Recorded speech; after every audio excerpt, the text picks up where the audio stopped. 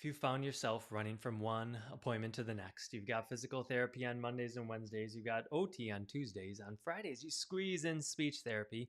Plus, of course, you've got your weekly sensory integration sessions, maybe even some ABA, other behavioral therapies. All while at home, you're managing a strict diet. You're making sure to give 100 vitamins and supplements and make sure they're not eating anything they're not supposed to. You add the daily homeopathic or a detox agent.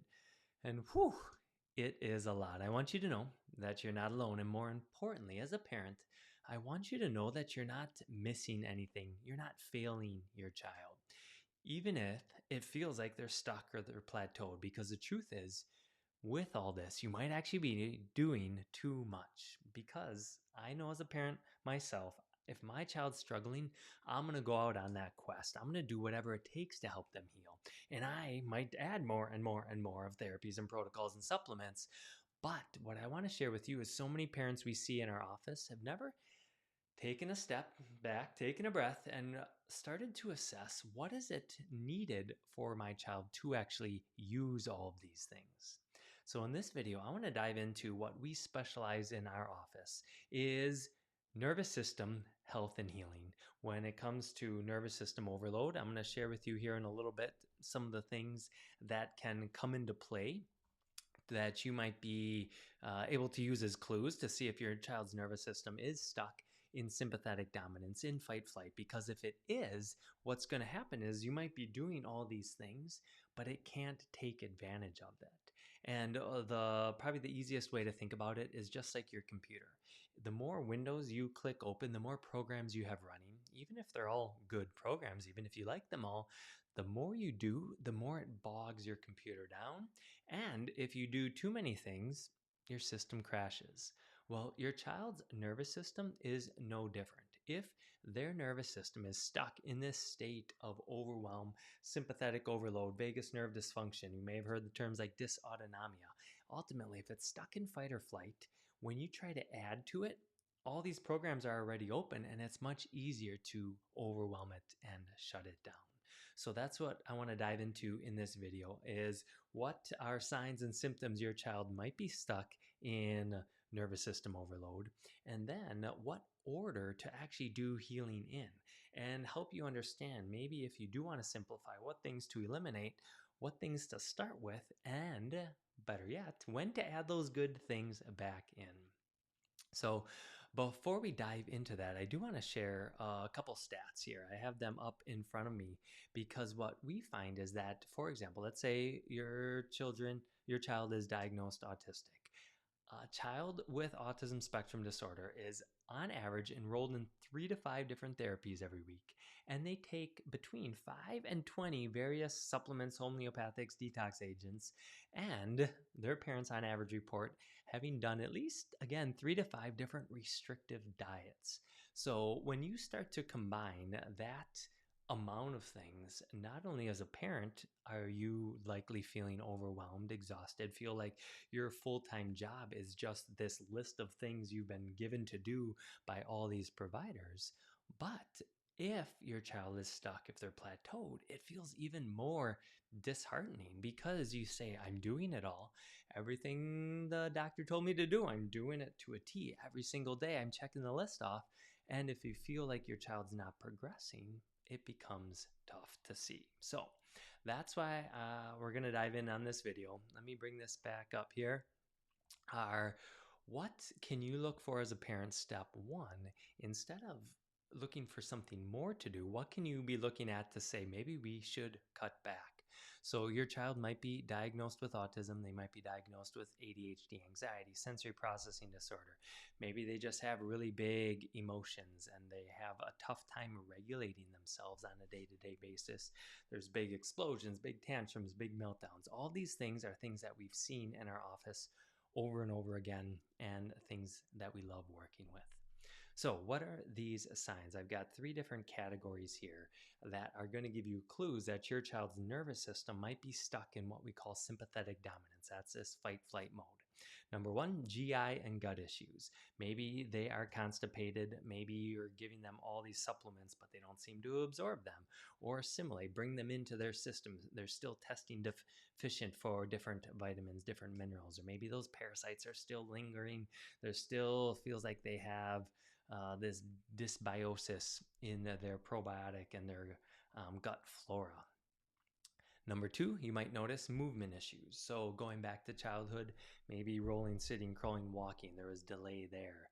You notice fine motor, gross motor, coordination issues have always persisted. Maybe they're really tense, maybe they're floppy and they're weak. Maybe you notice they were W sitting, toe walking. A lot of these things are things you go to OT and PT for. And then the last category is a weakened immune system. So maybe it is a kiddo that's chronically inflamed. Maybe they get ear infections all the time, or they did when they were a kid. Maybe they outgrew ear infections, but now they are struggling with tonsil adenoid issues or colds and sinus infections that just seem to linger and never go away. Maybe it's asthma, RSV, bronchitis, pneumonia, these lung issue tendencies. Or if your child's been under stress for a long time and maybe they're a little bit older, it's even creeping into autoimmune challenges. At the root of all these things, what we find over and over again is a nervous system that's stuck in fight or flight. And as a result, what happens is if these foundational pieces aren't working properly, and now you add a behavioral therapy, a speech therapy, OT, the PT, these outside interventions, your child's brain might be saying, yes, I do want to learn how to talk. Yes, I do want to learn how to regulate my emotions. Yes, I do want to succeed in school. But your child's nervous system has a hierarchy. It wants to be able to sleep well. It wants to be able to poop. It wants to be able to fight things off immune wise. It wants to be able to move through space. If you look at a baby that's developing, they're going to try their darndest to lift their head. They're going to try over and over and over again to walk, no matter how many times they fall on their butt, because it's driven into their neurology.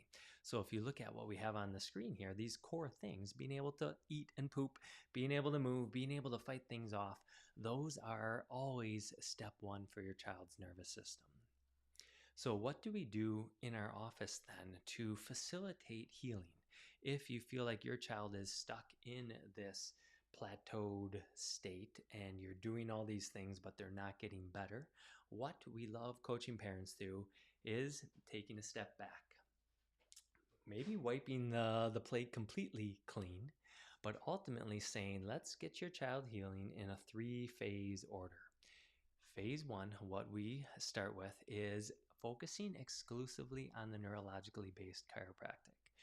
Why we do this is not only so you as a parent get a sigh of relief from having to do so many things, but what neurologically focused chiropractic does is it starts to set up the foundation for healing. Our goal is to help your child's nervous system get out of fight flight. So some of the very early things parents report are better sleep. They notice sometimes as soon as the first adjustment, they're having to check on their child multiple times at night because they're like, they never sleep this sound. That's an indicator your child's nervous system is getting into healing mode. We notice better pooping. We notice automatically just a calmer, more ease in their system. We notice if a kiddo's been chronically congested, that things start to drain. Sometimes parents report, yeah, they were oozing after that last adjustment. Their nose was running. They were coughing. They were hacking. Stuff that's been stuck in there for so long starts to move through. So this is an indicator that these foundational neurological things are starting to get online. We notice motor movements start to improve. I mentioned, that's one of the clues that if things have been stuck, that your child's nervous system is stuck in fight or flight mode. So we notice parents saying their kiddos are more exploratory. They're climbing higher, they're jumping, they're doing movements that they never did before, simply by starting with neurologically focused chiropractic care. Once those things start to get online, then we can move into phase two. And so now we're going to introduce or reintroduce, because you've probably been doing a lot of these things, but support care for what we call this core four, things I've already been mentioning: sleep, gut, GI, immune, motor. So maybe it is certain supplements or homeopathics. Maybe it is jumping back into some OT or PT. Ultimately, now the body's going to be ready. The nervous system is going to be ready to start to take advantage of these core foundational things. And then step 3, here's where we can reintroduce some previous therapies. Maybe it is ABA, maybe it's speech therapy, something that in the past your child was stuck or plateaued with. Because it doesn't mean, just because your child is stuck or plateaued, it doesn't mean the therapy is ineffective or it's bad or not needed. What it simply means is that at that moment in time, your child's nervous system wasn't set up to take advantage of it. So when we get to phase 3, that's exciting because now we start to introduce those things back in, and suddenly the therapist, the parent, the child, they all notice things are actually improving the way they wanted. So if you're wondering, as a parent yourself, do I need to go back to phase 1? Is my child's nervous system stuck in sympathetic overdrive in fight flight? What we do in our office are we actually measure your child's nervous system with this different neurological scans. So I won't go into those in this video. We have other videos explaining those. We have links on our website. But ultimately, we're able to measure for sympathetic dominance. We're able to measure if different nerve channels are off. We can measure nerve channels that affect immune system, digestion. We can measure the nerve channels that affect the vagus nerve, which is the major brake pedal to put your child into a state for healing. So if you want to learn more about that, like I said, check out our website, our other videos. And ultimately, if this video resonates and you feel like, yeah, I do feel like my gut's been telling me something's been missing, please reach out. Know we're here for you and know we'd love to help your child get to the next level.